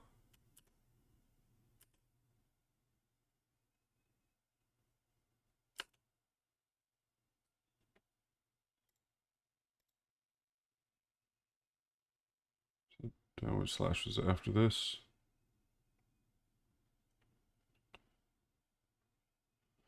Oh, is the dude pulling the spear out of his head missing his pelvic bone? Might be the one on which the cocoon sits in Moog's chamber.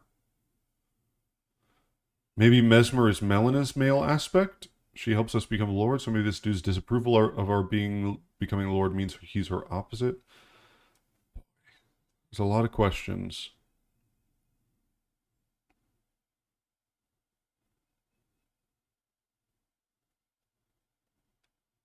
This one, what you're talking about? Rancor color?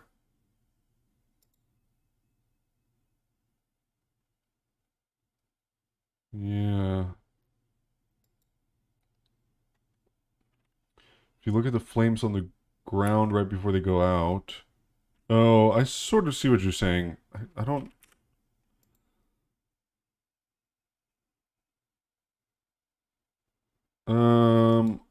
I can't tell if that's just like the general gold lighting.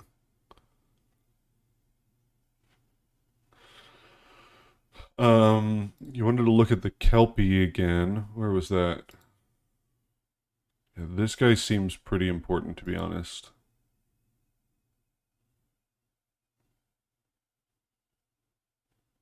That brooch looks like... I can't really tell. Not enough details. Right before the character pops out his wings. Yeah, I can't tell if it's just the lighting of like the ambient lighting. Where was the Kelpie? Boomerang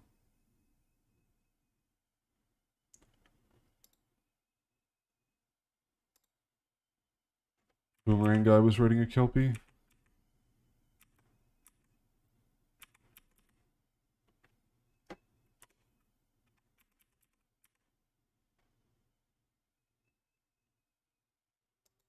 Oh, I suppose it is sort of like a Kelpie. He's like in sludge.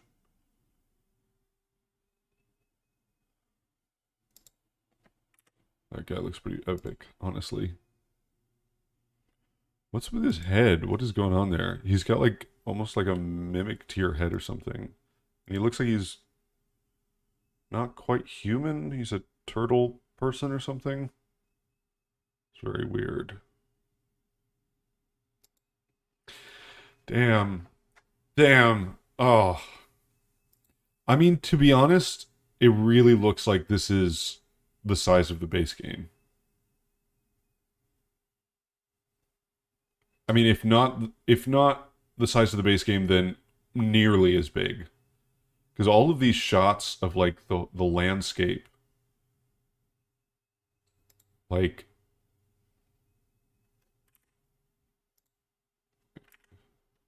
this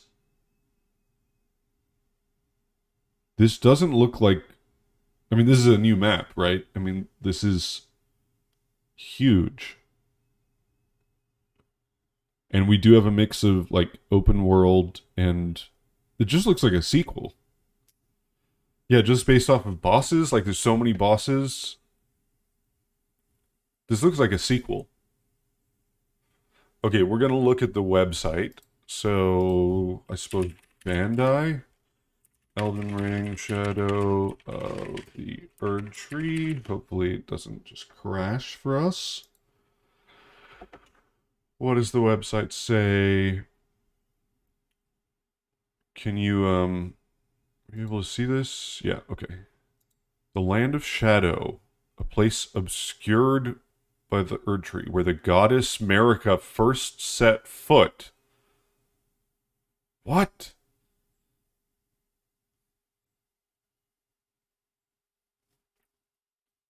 What?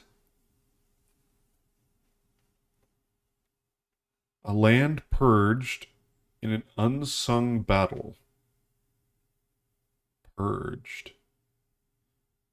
Okay, so there's some affliction. Deathblight? Maybe? Something is spreading throughout the land. That's why you'd purge it.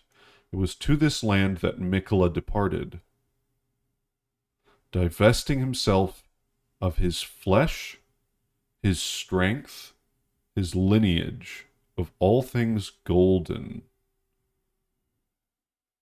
And now Mikola awaits the return of his promised lord. Fuck!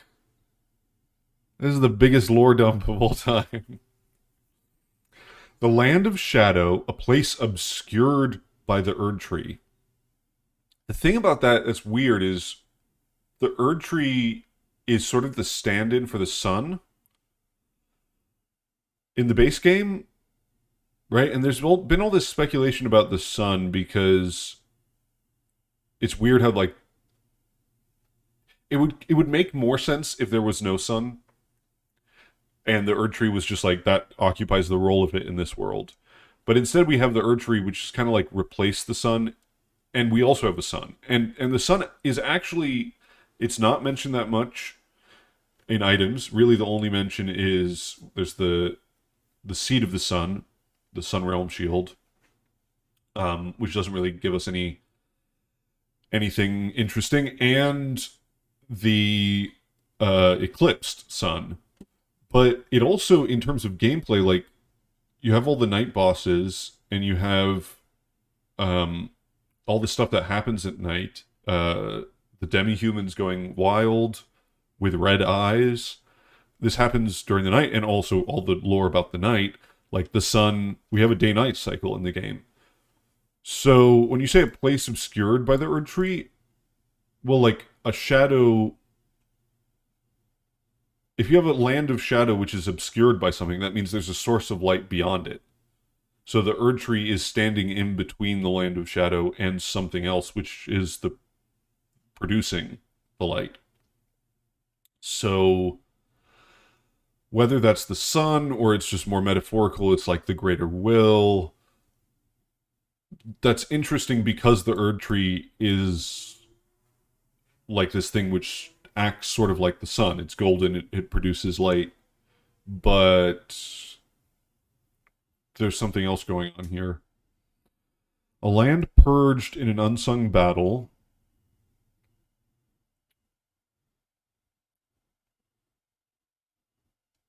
An unsung battle is interesting. So why would you not want to record this battle? Why would you not want to talk about it? There's something about it which is... it isn't well known. Whether that means in the lands between or not. Unclear. Set ablaze by Mesmer's flame. Okay. So Mesmer is the big villain, or at least main guy here.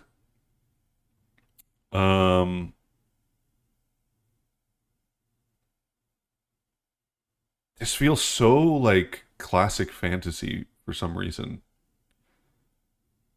I don't know why. Like, there's something about this. Like, oh, we have the Shadowland, and there's this sneak guy who's ruling it. This is so cool. Definitely. I mean, Miyazaki said this explicitly about Elden Ring, that he took inspiration from the Eternal Champion novels, and Elric of Melnibone, who's like one of the main Eternal Champion guys, he's got that Drake helm. He's a albino, so it's a little bit different here, but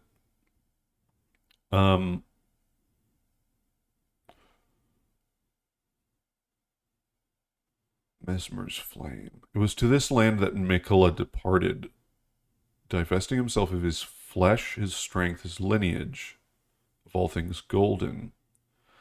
So Mikola left. His spirit went to the land of shadow, which is why Mo got no response from his egg. And now Mikola awaits the return of his promised lord.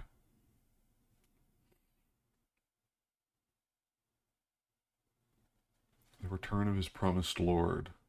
His promised lord. Oh, hey, Owl of Music. Yes, Elric's sword is practically destined death, too. Yeah, exactly. It's a black sword that is sort of sucks the soul of its enemy. The return of his promised lord. Okay. I'm not sure why would it be a return. Maybe that just means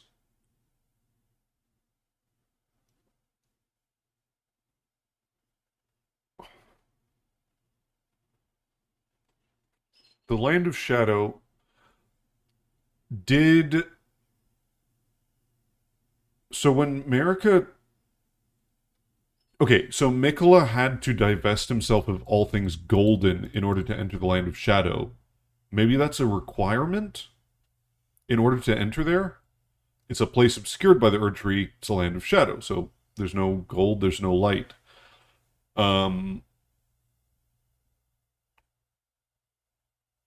Which, if that's true, then Marika being there lends some credence to my Marika is the GEQ.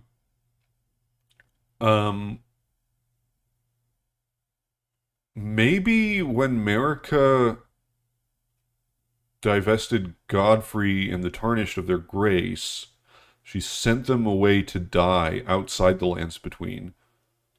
Maybe she sent them to die in the Land of Shadow.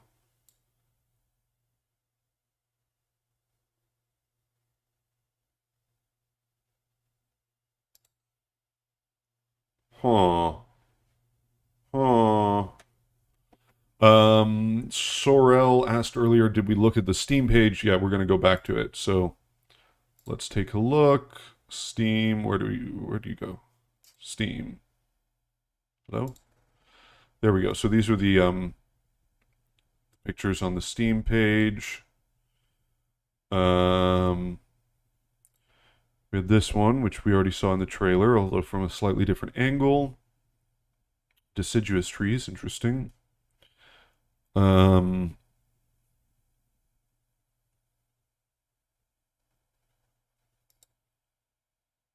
So this is what that Hungry Hippo was doing, and I guess it looks like an ability that we can do.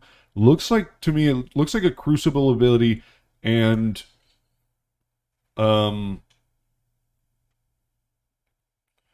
it looks like something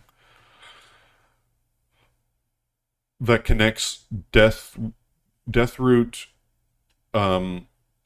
the Briars, and the Thorns and Stormvale, and all of that stuff, and Crucible stuff, which is the connection that I made a long time ago. So there's something going on here. This one, I have no idea. It looks like those Winter Lanterns from Bloodborne. Looks underground. Otherwise, looks like blood. But otherwise, I have no idea. This is the... Does the other one have something different, maybe? This is the premium bundle. So... Shadow of the Erd Tree. No, it's the same thing. June 20. Oh my god.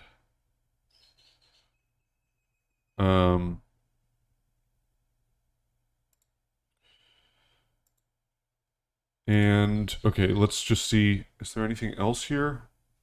Lore? Can we find out some lore? Lore? Hello? Is this the lore? A new story. Oh, here we go. Guided by Empyrean Mikola, players are beckoned to the Land of Shadow, a place obscured by the Erd Tree where the goddess Marika first set foot. That's so interesting. In these strange new lands, players discover the dark secrets of the world as they meet others who follow in Mikola's footsteps with ulterior motives. Okay. Exploring a familiar world full of new secrets. So that seems pretty much like...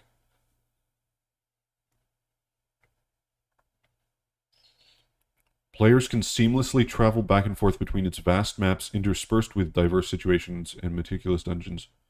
So it's not just going to be one. I mean, that's what that sounds like. Is it's not just going to be one way to access it. You're going to be able to access corresponding locations in the world from various places in the lands between. New weapons, equipment, weapon skills, and magic not found in the base game, along with new enemies, boss encounters, and plot lines to further increase players' RPG freedom. Take a look at the collector's edition box art. Where do I find that? Editions?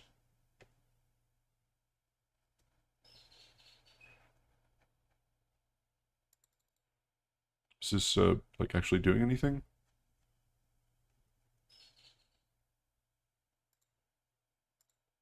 This doesn't seem to be doing anything. Bum,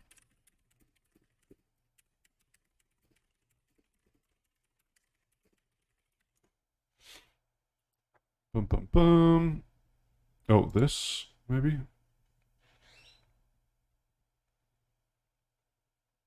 Oh, there we go. There's that sigil. Is this really the highest quality? Come on. Is there a higher quality one? Well, we can look at a couple things there. There's clearly Caduceus. We have what looks like fire, and that's a Mikola sort of Caduceus circlet there. Actually, I don't know what this fire is. Oh, there's the two snakes. Oh, man. Mesmer the Impaler.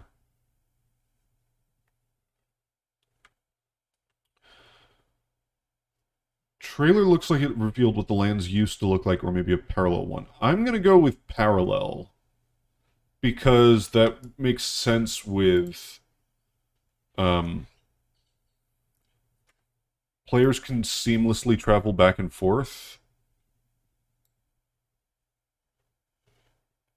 To me, that I don't, maybe I'm reading this differently, but that sounds like it's it sounds like you can travel to corresponding places from the base game. So it's sort of like, basically, it sounds like you basically were going to go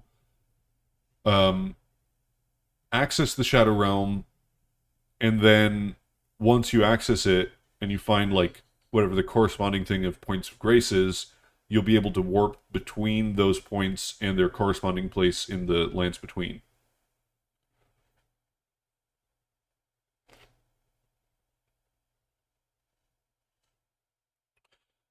Just saying the DLC is also an open world. Oh, I see. Traveling back and forth between the maps and the meticulous dungeons. Oh, maybe you're right. Maybe you're right. I don't know.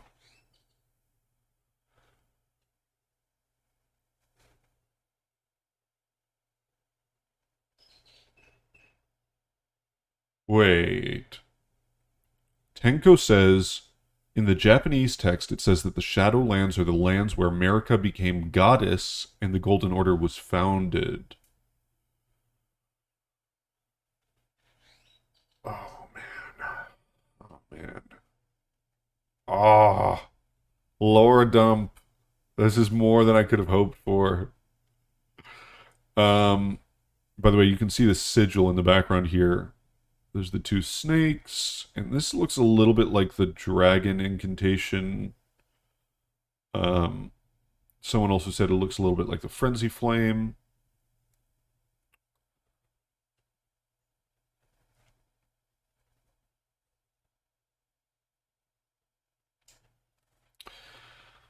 Oh my god. I'll probably go through the Japanese in detail at some point. But not on stream. I'll do it. There was a what? A long tab on the page? Oh, a lore tab on the page. Yeah, it doesn't seem to do anything. So maybe it's broken. Have we heard of Mesmer before? Not within the context of Elden Ring, I mean, Anton Mesmer was this guy in the late 19th century um, who developed this idea. I think it was that animal magnetism, or am I mixing him up with a different guy? He became a huge rage in the occult world, and I'm sure Miyazaki is familiar with him from that context. Basically invented hypnosis. And that's where we get the word mesmerize. He literally, that was his name, gave rise to that word. It became a big craze. He, especially among women of the Victorian age, it was a very prude society, and so I don't know, everybody was getting interested in the occult, especially the aristocracy. It was like this way out of the prude mores of the Victorian social world, and so all this fascination with the occult. This is where you get like all those weird old pictures where everybody's like dressed up in really creepy costumes. Photography was this weird thing. There was this renewed interest in alchemy. It was that Freud started, so you had psychotherapy, and there was this whole exploration into the mind. And Mesmer was one of these characters that happened. It happened to come along at the right point, and he became a big hit. Especially a lot of women they thought this was very, I don't know. Well, it's sort of like, this is the fainting era. It was very of its time, I suppose. But anyway, Mesmer came up with this idea of, I think it was animal magnetism, unless I'm mixing him up with something else. But basically invented hypnosis. And I know, I mean, Miyazaki is very familiar with occult stuff. He literally has Colin Wilson's book, The Occult, on his bookshelf, which is all about basically anecdotes and stories of various human experiences that go beyond the normal. He's clearly familiar with, alchemical, hermetic histories and so on. So I'm sure he knows Mesmer's name from that.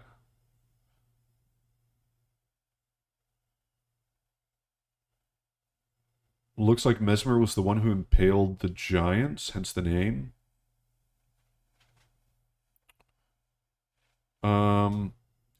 Maybe Mesmer is America.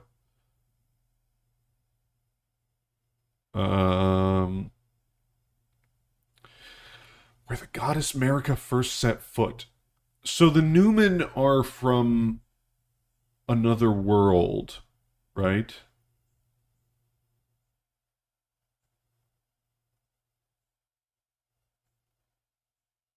Marika arrived in the Land of Shadow, maybe? And then... The thing is, if we have a Land of Shadow and we have the lands between, that implies there's also a Land of Light, right? I mean, am I wrong about this?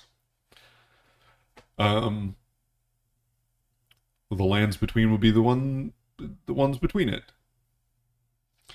So, yeah. Man.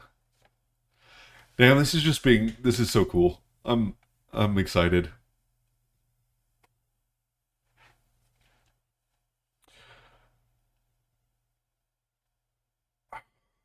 I wish I could get this to work. Peggy 16.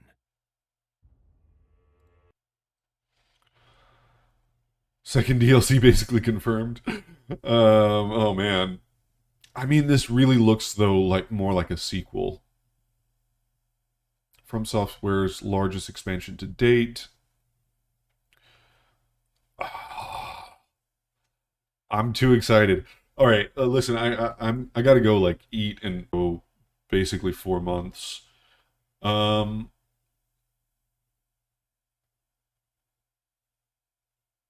so my plan is to start a lore through of the game, go through it slowly. There's plenty of time to go through it slowly. I want to plan it out so I'm not just like doing boring stuff on stream and doing just more interesting stuff. Um, but also try to. It'll be interesting, like maybe to start that once I think about this lore dump a little bit more, so that I can then like have it in my mind as we start. So I'll probably start that later this week. Um, for anyone who is not in the server, I'm sure it's probably been bustling like hell during the past couple hours. Um, I'm gonna pop a link in the chat. Let me find it. Da, da, da, da, da. Invite people. Copy. So, oh, let me bring this up.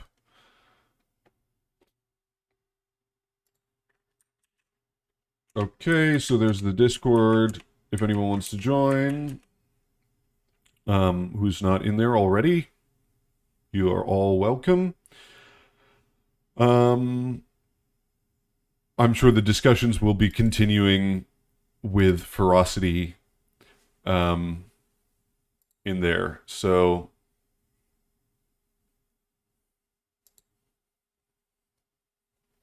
I think I'm going to leave it here for now.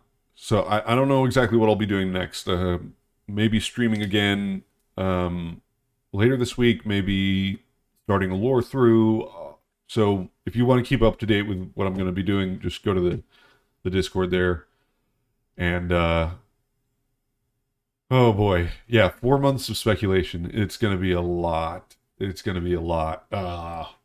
I'm so excited though. I'm so excited. It's so clearly like that FromSoft creativity, the Miyazaki creativity, just the designs of everything, the implication of. I think I'm really happy that we're getting like real world building stuff, like the stuff about how the world works, because that's the stuff that's really been interesting me. This idea about shadow and multiple realities, multiple worlds, like this is basically multiverse confirmed, right? Which is what I've been on about for a while. Damn, yeah, I'm super excited. Also, I would highly recommend the first few Elric novels to anyone who's interested, because I have a suspicion there's going to be even more influence from that. Yeah, but I think I'm going to leave it here for now, and I'll be thinking about this stuff.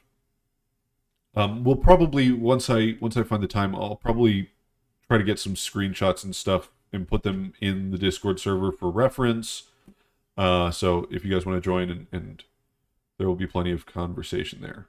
So, all right, that's it for now. Stay untarnished. Stay golden, my